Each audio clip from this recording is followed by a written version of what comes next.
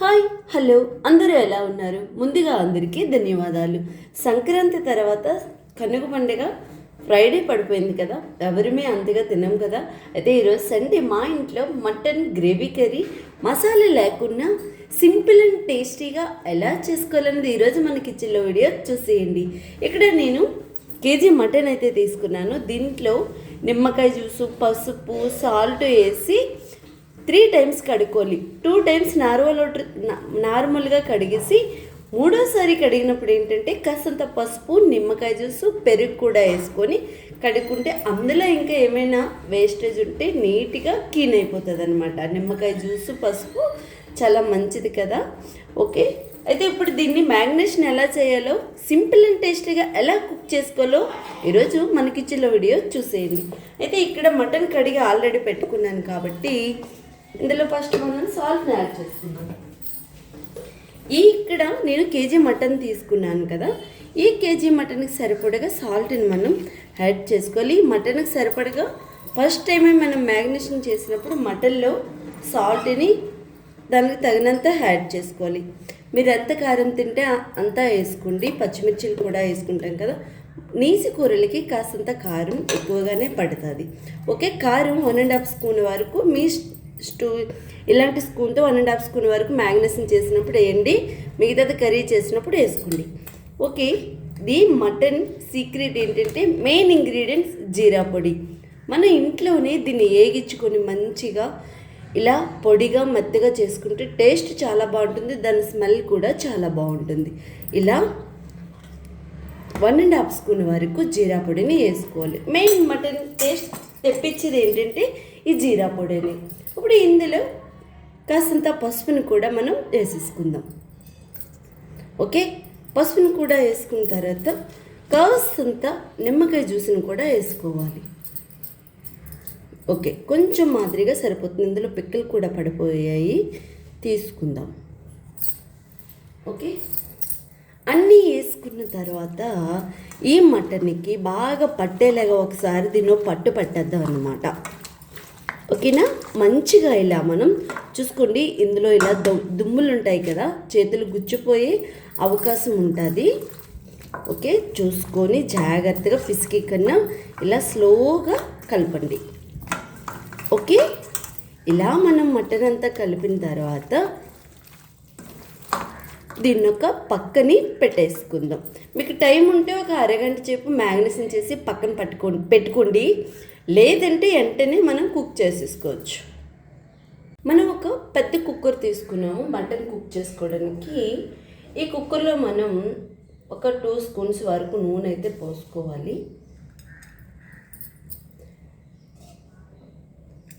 2 spoons వరకు నూనె పోసుకున్నాం కదా, మనం కలిపి పెట్టుకున్న మటన్ని ఇందులో వేసేసుకోవాలి.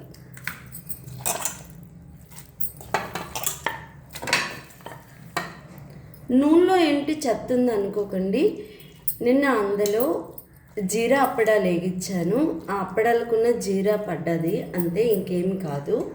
ఓకే, ఇలా వేసుకున్న తర్వాత ఈ మటన్ కాస్తంత ములిగేలాగా మనం నీరుని కూడా పోసుకోవాలి.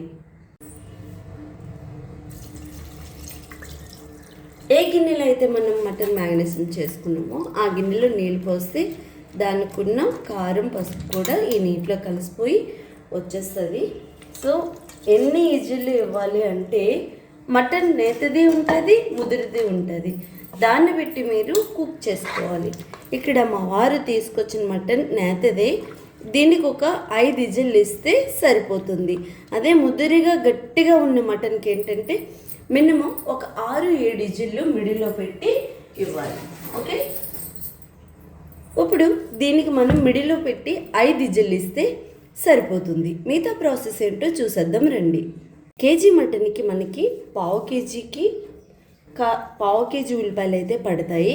పావు కేజీ ఉల్లిపాయలు తీసుకొని ఇక్కడ నేను నీట్గా కడిగేసి తొక్కలు తీసి ఉంచుకున్నాను. దీన్ని ఎలా కట్ చేయాలో చూసేయండి. ఒక ఉల్లిపాయని సెంటర్గా కట్ చేసుకోవాలి, మీకు చూపిస్తా. ఇలా సెంటర్గా కట్ చేయాలి. సెంటర్గా కట్ చేసిన తర్వాత ఇలా సన్నంగా పొడిగ్గా తురుముకోవాలి. అప్పుడే మనకి ఉల్లిపాయ కట్ చేయడంలో కూడా గ్రేవీ మనకు వస్తుంది అనమాట. ఓకే, ఇట్లా కట్ చేసుకోవాలి. ఓకే, జస్ట్ ఇలా అంటే మనకి సరిగ్గా పొడిగ్గా వస్తాయి ముక్కలు.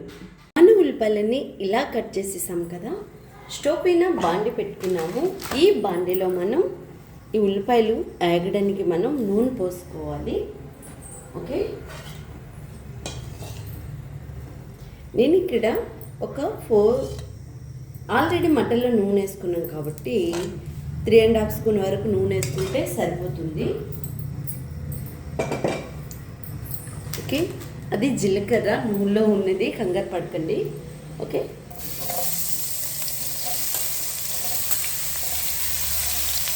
ఈ ఉల్లిపాయలు హాఫ్ బాయిల్ అయితే సరిపోతుంది. మరీ ఎక్కువగా వేపియాల్సిన లేదు.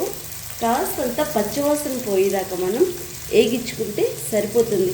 అయితే ఉల్లిపాయ మనకి వేగంగా వేగాలంటే ఏం చేయాలి, మనం సాల్ట్ని కూడా కాస్తంత యాడ్ చేసేస్తే ఉల్లిపాయ అనేది వేగంగా వేగిపోతుంది. ఇక్కడ కేజీ మటన్ కోసం 2 పెద్ద సైజు ఎల్లుల్లిపాయ బుద్దలు తీసుకొని ఇలా తొక్క తీసుకొని దీన్ని మెత్తగా కాస్తంత బరుకునేలా కచ్చపిచ్చగా రోట్లో వేసి దంచుకోవాలి. మనం ఇందాక నేను చెప్పినట్టుగా జీరా పొడి ఎంత ఇంపార్టెంటో ఈ తొక్క తీసిన ఎల్లుల్లిపాయలు కూడా పేస్ట్ అంతే ఇంపార్టెంట్. దీన్ని కూడా బరగ్గా దంచుకోవాలి మనం. ఓకే, మటన్లోకి ఎప్పుడు కూడా టమోటాస్ని ఎక్కువగా వేసుకోకూడదు. 1/2 కేజీ అయితే 1 సరిపోతుంది, కేజీ అయితే 2 టమోటాస్ వేసుకోవాలి. అలాగే ఇక్కడ నేను 8 పచ్చిమిరపకాయలు కూడా తీసుకున్నాను. ఓకే, ఈ టమాటాలు కూడా ఎలా కట్ చేయాలంటే ఇవి కూడా అంతే సన్నంగా పొడిగ్గా కట్ చేసుకోవాలి. ఇవి దేశీ టమోటా కాబట్టి మచ్చలు వస్తాయి అన్నమాట, బయట పెట్టుకోవాలి, ఫ్రిడ్జ్లో పెట్టకూడదు దేశీ టమోటాని. జస్ట్ అలా వచ్చినప్పుడు ఇలా బొడ్లు కూడా తీసేసుకోవాలి. ఇలా ఇది కూడా పొడిగ్గా ఇట్లా సన్నంగా కట్ చేసుకోవాలి. ఓకే, టమోటాలన్నీ ఇలా సన్నంగా పొడిగా కట్ చేసుకున్నాం కదా. పచ్చిమిర్చిలు కూడా మనం కట్ చేయకూడదు, జస్ట్ ఇట్లా ఘాట్ పెట్టి ఉంచుకోవాలి. మనం వేసే ఉల్లిపాయలు ఇలా ఈ మాత్రం వేగితే సరిపోతుంది. ఓకే, ఇప్పుడు మనం కట్ చేసి పెట్టుకున్న టమోటాస్ని ఇందులో వేసేసుకోవాలి.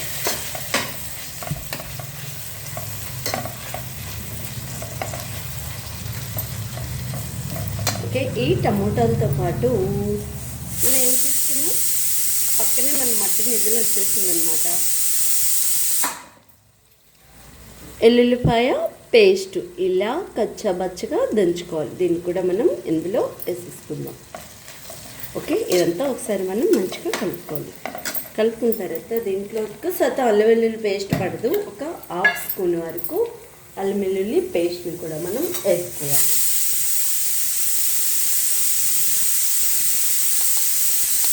అల్లం వెల్లుల్లి పేస్ట్ ఈ మాత్రం ఉంటే సరిపోతుంది. అల్లం వెల్లుల్లి పేస్ట్ ఈ మాత్రం ఉంటే సరిపోతుంది, అంతే, ఎక్కువ వేయకండి. ఈ టమోటా మెత్తగా గుజ్జులాగా అయ్యేదాకా గ్యాస్ని మిడిల్లో పెట్టి దగ్గరుండి వేగించుకోవాలి. ఇలా మన టమోటా ఆ బాయిల్ అయ్యాక మనం కట్ చేసి పెట్టుకున్న పచ్చిమిర్చిని వేసుకోవాలి. అలాగే కాస్తంత కరివేపాకుని కూడా మనం వేసుకోవాలి.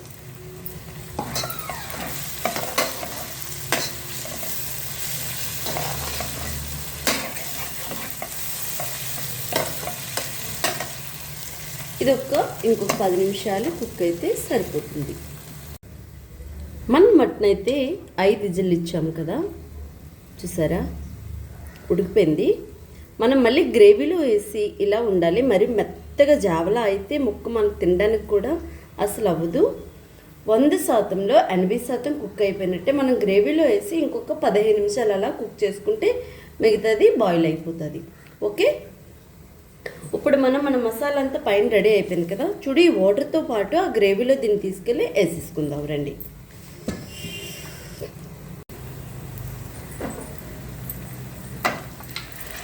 మనం మటన్లో ఎంత వాటర్ ఉందో అంత వాటర్ని ఇందులో వేసేసుకోవాలి గ్రేవీలో.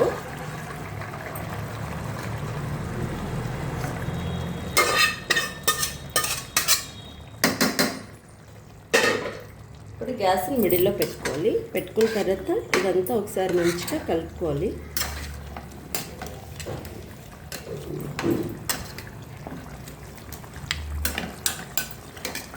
ఇలా అంతా కలిపేసుకున్న తర్వాత ఇందులో ఉప్పు కారం ఒకసారి చూసుకోవాలి, కరెక్ట్గా సరిపోయిందో లేదో గ్రేవీ వేసాక. టేస్ట్ అయితే వేరే లెవెల్.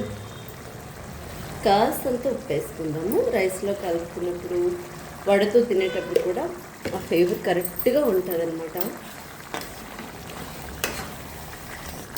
జస్ట్ ఇదొక 15 నిమిషాలు మిడిల్లో పెట్టి మూత పెట్టుకుని ఉడికించుకుంటే మనకి సరిపోతుంది. మీకు గ్రేవీ ఎక్కువగా కావాలనుకుంటే ఇంకాస్త వాటర్ని యాడ్ చేసుకొని కుక్ చేయండి. దగ్గరగా కావాలనుకునే వాళ్ళు ఈ వాటర్తో సరిపోతుంది. ఒక 15 నిమిషాలు గ్యాస్ని మిడిల్లో పెట్టి మనం కుక్ చేసుకోవాలి. దీనిపైన మూత పెట్టేసుకుందాం. మటన్ కర్రీ అయితే మంచిగా రెడీ అయిపోయింది చూసారా. ఇలా జ్యూసీ అనేది ముక్కకి అంటుకునేలాగా ఉండాలి. మీకు ఇంకాస్త జ్యూస్ ఎక్కువ కావాలంటే ఎక్కువగా చేసుకోండి. కొంచెం ఎక్కువ జ్యూస్ ఉండేలాగా దించుకుంటే సరిపోతుంది. మాకైతే ఇలా ఉంటే సరిపోతుంది. ఇదిగోండి చూసారా ఎంత అంటే ఎంత బాగుందో. ఫైనల్గా కొత్తిమీరని వేసేసుకుంటే సరిపోతుంది. అంతే. ఈ వీడియో మీకు కూడా నచ్చిందా? ఇలా సింపుల్ అండ్ టేస్టీగా నో మసాలాలు.